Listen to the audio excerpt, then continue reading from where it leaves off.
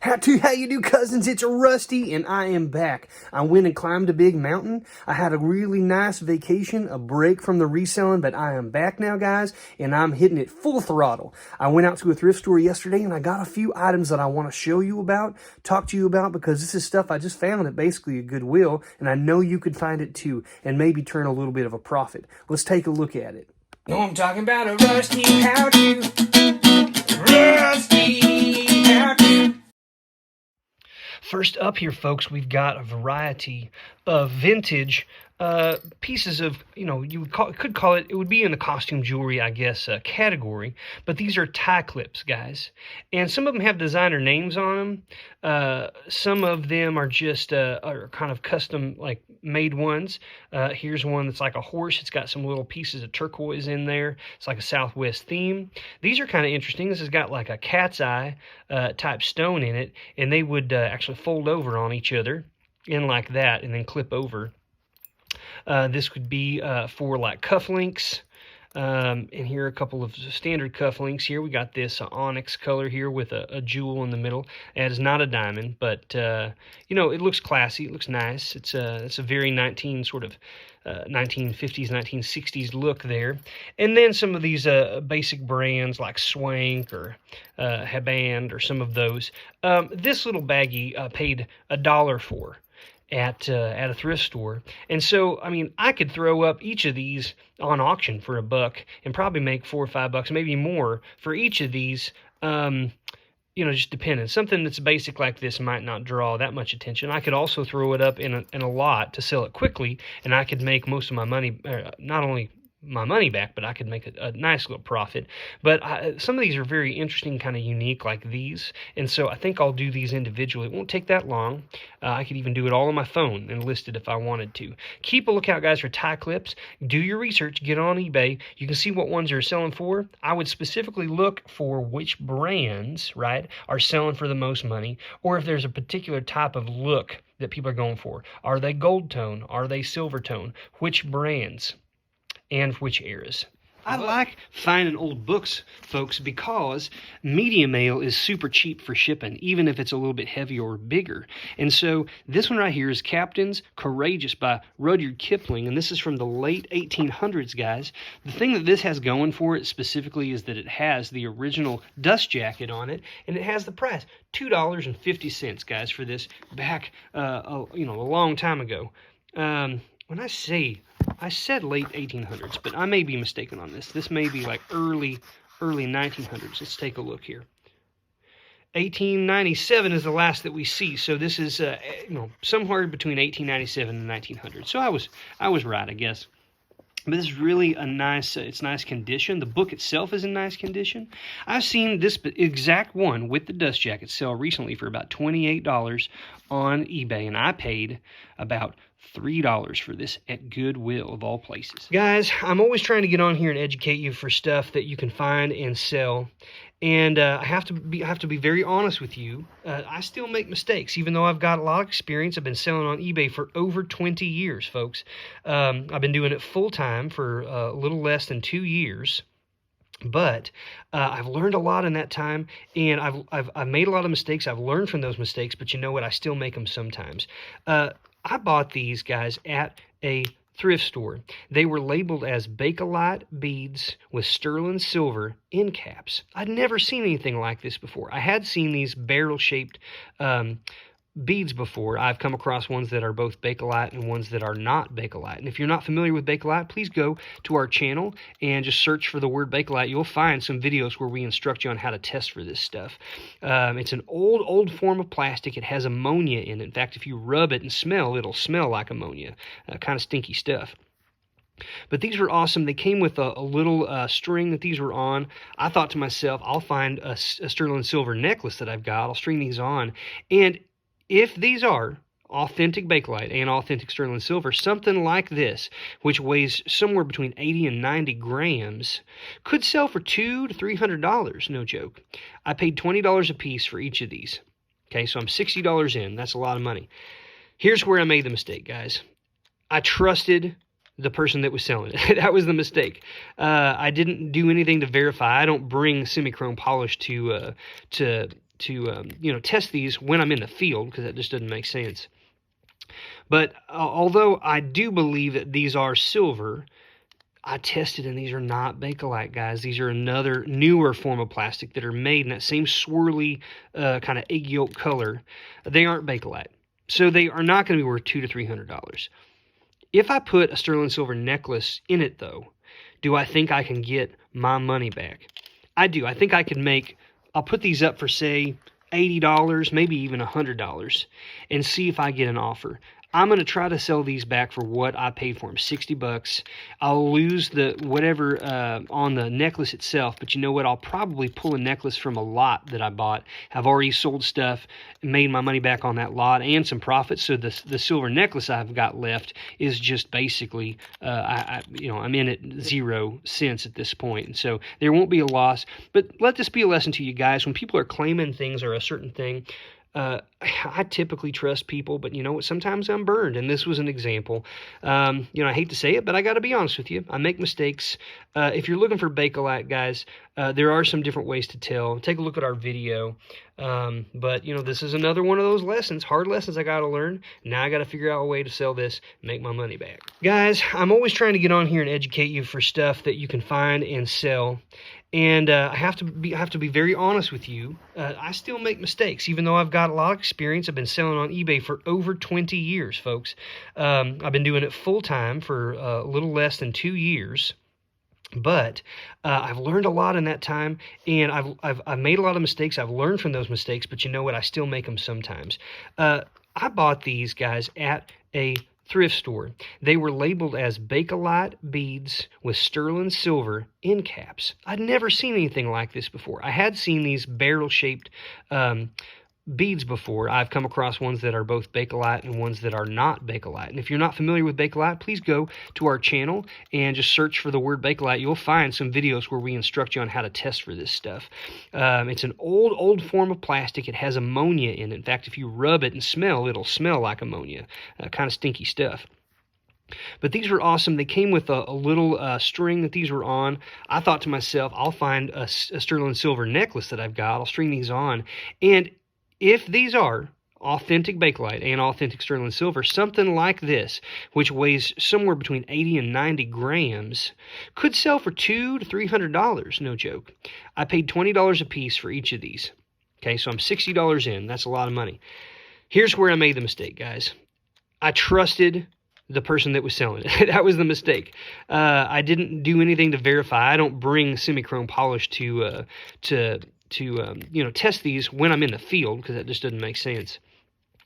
But although I do believe that these are silver, I tested and these are not Bakelite, guys. These are another newer form of plastic that are made in that same swirly kind of egg yolk color. They aren't Bakelite, so they are not going to be worth $200 to $300. If I put a sterling silver necklace in it, though, do I think I can get my money back? I do. I think I can make, I'll put these up for, say, $80, maybe even $100, and see if I get an offer. I'm going to try to sell these back for what I paid for them, $60.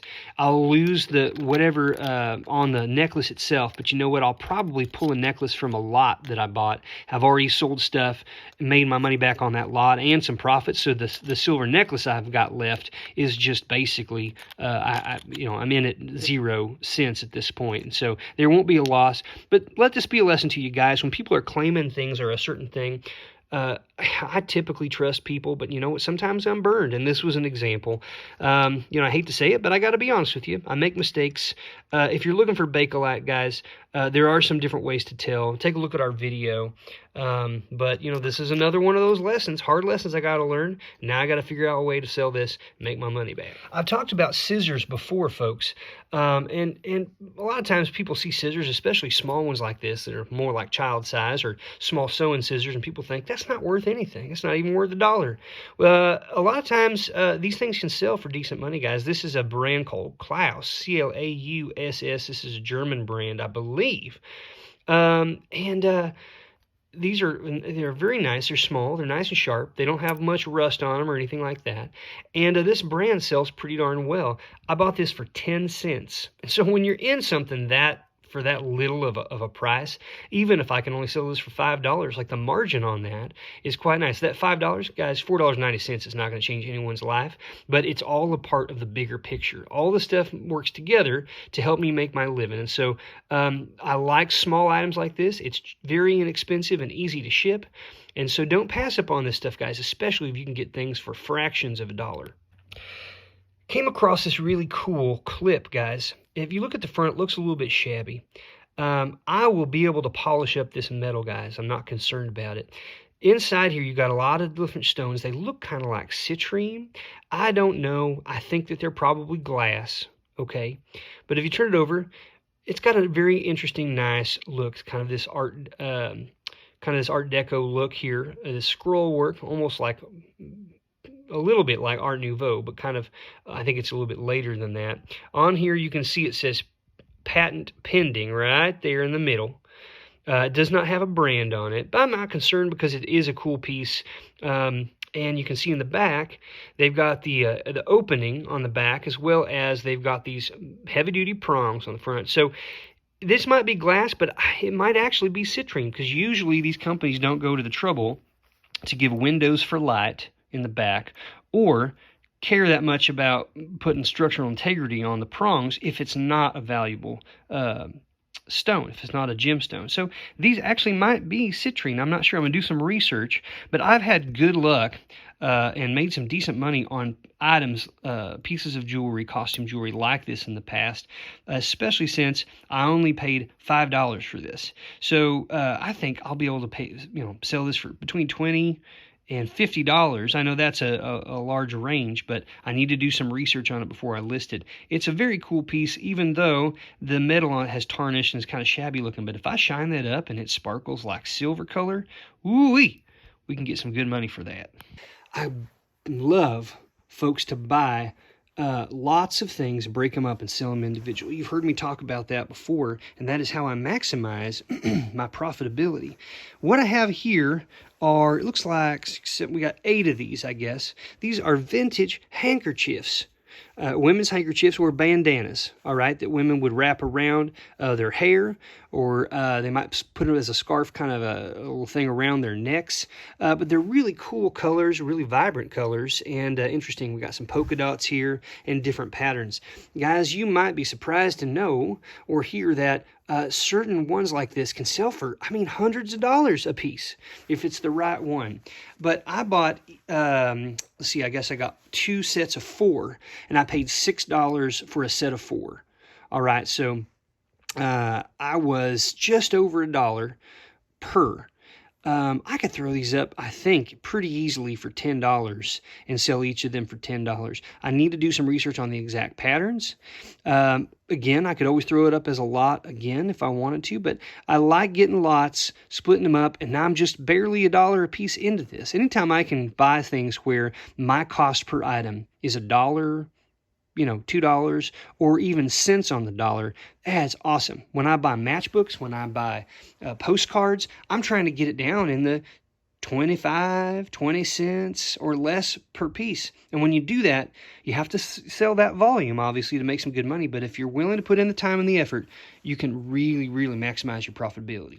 The last thing I pulled out of the Goodwill, folks, this week was the Colombian Atlas of the World. And guys, this is from the late 1800s, 1890s, I believe. I'm going to kind of pull this open and show you kind of some of what we're looking at.